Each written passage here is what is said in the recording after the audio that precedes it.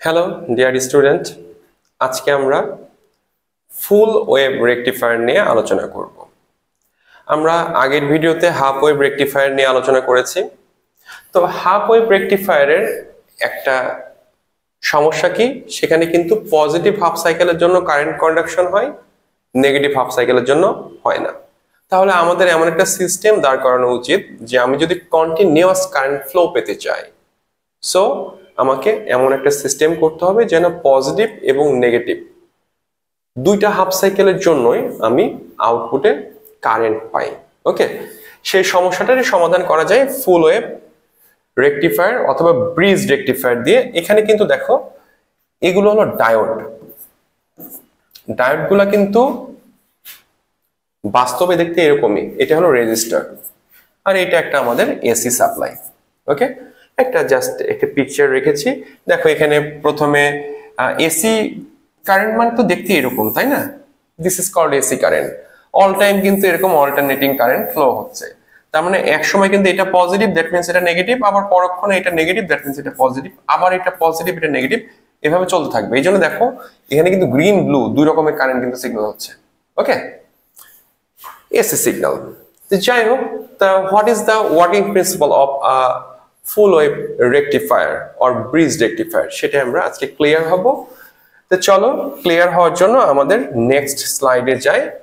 এখানে আমি এই যে ব্রিজ রেকটিফায়ার ছিল, এটার পজিটিভ হাফ সাইকেল এবং নেগেটিভ হাফ সাইকেলের জন্য দুইটা পিকচার রেখেছি। ওকে, তা আসো আমরা এগুলো একটু ধীরে ধীরে এক্সপ্লেইন করি। For the positive half cycle, here we can say this is the positive half cycle. Okay, and for the positive half cycle, this is positive and this is negative, right? এটা যদি positive হয় তাহলে দেখো আমি কিন্তু current কন্ডাকশনের কিন্তু পাথটা কিন্তু এখানে দেখানো হয়েছে, এই যে কারেন্ট কন্ডাকশন হচ্ছে। তা আমরা তারপরেও একটু বুঝি। For the positive half cycle, এখান থেকে যদি কারেন্ট কন্ডাকশন শুরু হয়, কারেন্ট এই পয়েন্টে এসে দুইটা পাথ পাবে, দুইটা ওয়ে পাবে টু কন্ডাক্ট কারেন্ট। বাট এটা যেহেতু পজিটিভ, তাহলে এই ডায়োডটা কি? এই ডায়োডটা ডেফিনেটলি রিভার্স বায়াসে আছে। রিভার্স বায়াসে থাকা মানে কি? This is acting like a insulator, right, for this situation.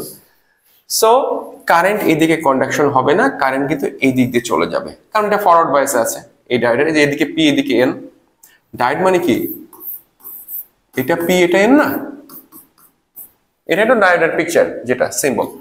তাহলে কারেন্ট এদিকে গেল, যে কারেন্ট এই পয়েন্টে এসে আবার দুটা ওয়ে পাচ্ছে, একটা এটা একটা এটা। তো এটাও কিন্তু রিভার্স বায়াসে আছে এই ডায়োডটা, কারণ এটা পজিটিভ। আমি পজিটিভ হাফ সাইকেল, এই পুরোটাতে কিন্তু আমি পজিটিভ হাফ সাইকেলের মধ্যে আছি।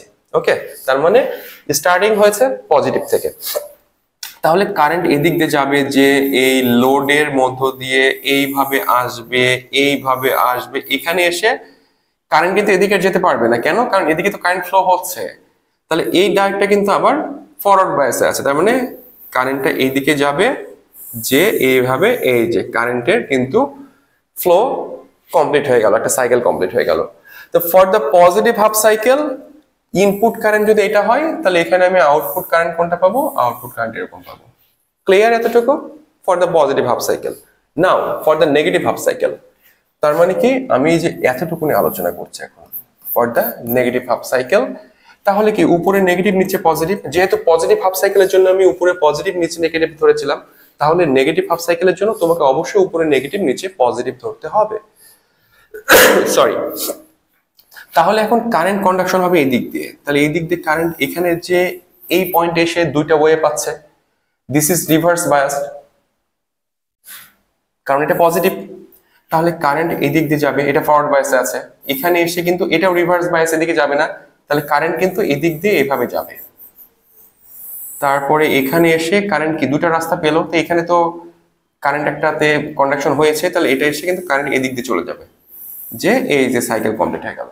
তো for the reverse bias, sorry, for the negative half cycle, এটার জন্য কিন্তু কারেন্ট কিন্তু এইভাবে ফ্লো হচ্ছে। দেখো এখানেও কিন্তু কারেন্ট এভাবে ফ্লো হয়েছিল, এখানেও সেম ডিরেকশনে ফ্লো হচ্ছে। তার মানে কি এখানেও কিন্তু আমি একটা এরকম পাবো। তার মানে ইনপুটে যদি আমি এরকম একটা এসি কারেন্ট দিই, এই যে ইনপুটে, তাহলে আউটপুটে আমি এরকম একটা পালসেটিং ডিসি, এটাকে কিন্তু পালসেটিং ডিসি বলে। হ্যাঁ,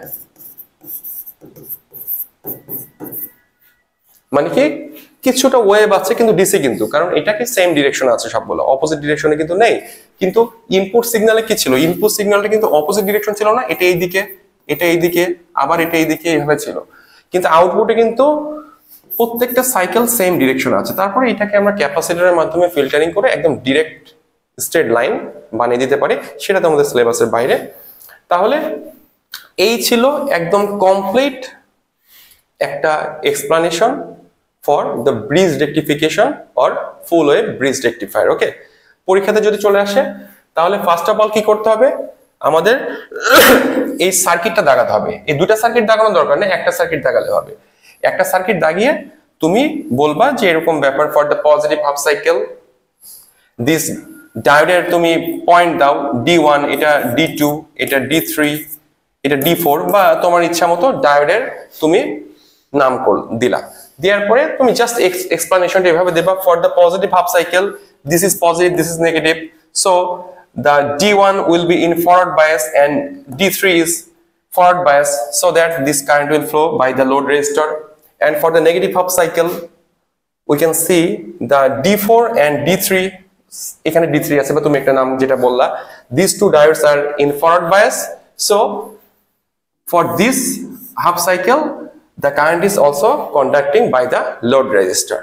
ওকে, এভাবে জাস্ট সার্কিটটা দাগিয়ে অবশ্যই গ্রাফটা দিতে হবে এসি সিগন্যালের এবং ইনপুট আউটপুটের, দিয়ে সুন্দর করে একটু ব্যাখ্যা দিয়ে দিলে ইনশাআল্লাহ নাম্বার পেয়ে যাবে। এটা কিন্তু খুব ইম্পর্টেন্ট একটা কোশ্চেন, ডি নাম্বার কোশ্চেনের জন্য 4 মার্কস থাকে। তা আশা করি তোমরা বুঝতে পেরেছো। আজকে এই পর্যন্তই, সবাই ভালো থাকো, আল্লাহ হাফেজ।